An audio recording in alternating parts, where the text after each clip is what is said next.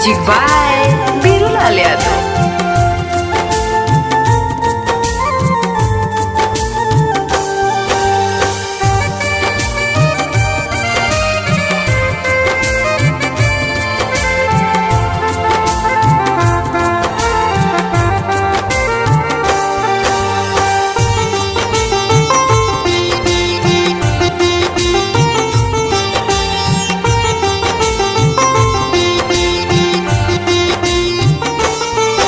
जिस माँ ने तुमको जन्म दिया उसको रुला दिया, जिस पिता ने तुमको ज्ञान दिया उसको भी भुला दिया।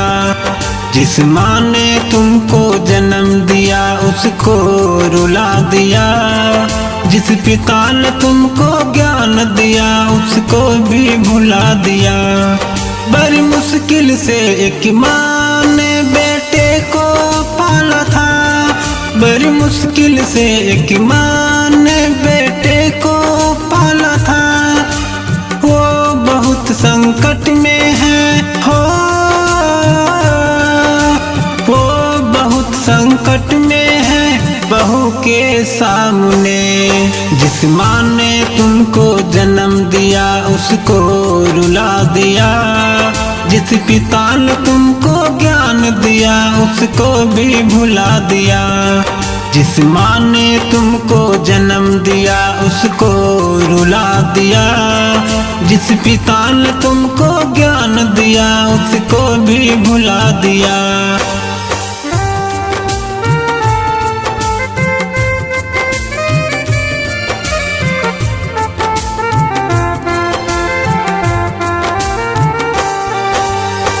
Krishna recording studio Delhi.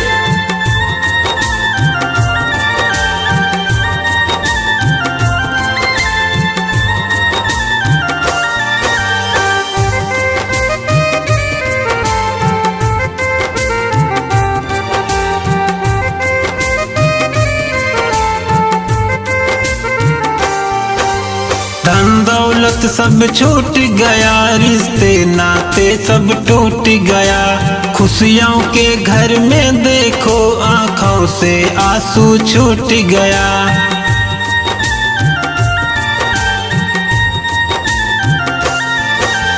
धन दौलत सब छूट गया, रिश्ते नाते सब टूट गया। खुशियों के घर में देखो आंखों से आंसू छूट गया। माँ बेटे का रिश्ते को दुनिया को दिखा दिया, माँ बेटे का रिश्ते को दुनिया को दिखा दिया। जिस पिता ने तुमको ज्ञान दिया उसको भी भुला दिया। जिस माँ ने तुमको जन्म दिया उसको रुला दिया, जिस पिता ने तुमको ज्ञान दिया उसको भी भुला दिया।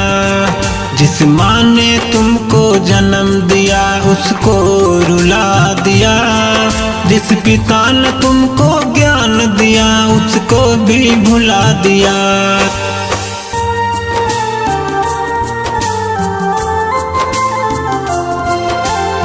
Krishna recording studio Delhi.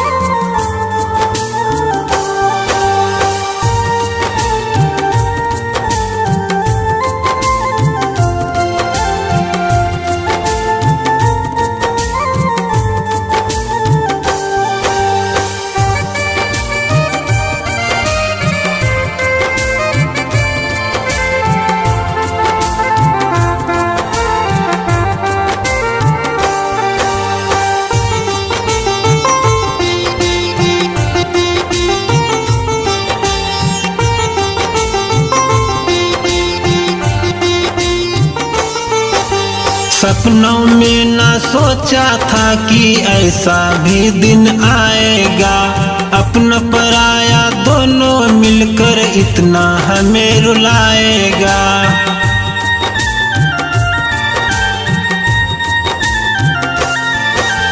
सपनों में ना सोचा था कि ऐसा भी दिन आएगा, अपना पराया दोनों मिलकर इतना हमें रुलाएगा।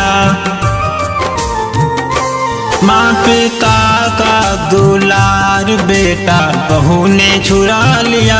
माँ पिता का दुलार बेटा बहू ने चुरा लिया। जिस पिता ने तुमको ज्ञान दिया उसको भी भुला दिया। जिस माँ ने तुमको जन्म दिया उसको रुला दिया। जिस पिता ने तुमको ज्ञान दिया उसको भी भुला दिया। जिस माँ ने तुमको जन्म दिया उसको रुला दिया। जिस पिता ने तुमको ज्ञान दिया उसको भी भुला दिया। Krishna recording studio Delhi.